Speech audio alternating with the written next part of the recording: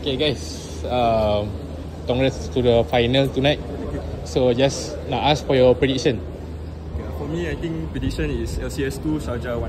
Oh, so LCS menang lah. Yeah, LCS 2. So for you? Of course, LCS menang lah. I think 2-1 juga lah. Tapi kenapa you pakai jersey France tonight? Sebab tadi dapat t-shirt yang free, tapi dia punya size M lah, jadi tak muat. T-shirt LCS free. LCS free tadi. I see. Free tadi. Ni pun dapat tadi ya? Ini yang free. Kenapa dapat free? Sebab saya ada sepupu. Dia So, dia pun kerja fisioterapis.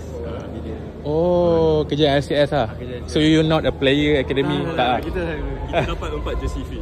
Oh, okay. Just nak share lah punya favourite player LCS this season. For me, this season is Syawal Anwar. Syawal Anwar. Because he's our top scorer. And Syawal Anwar really came from... Syawal not playing. Syawal not playing. Oh, tengok. Oh, Syawal not playing.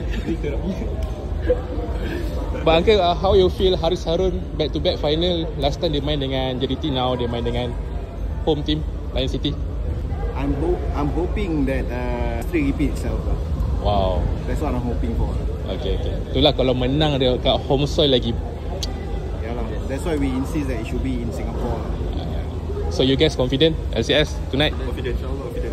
We think it's a tough game. I think it's a tough game. They are confident. Okay, good for them. I think it's a tough game, but I'm hoping that Singapore wins. I see. Okay. We're not talking about LCS, no, we're talking about Singapore. Wow. National issue lah ni. Okay, thank you guys. Okay, Okay, Assalamualaikum.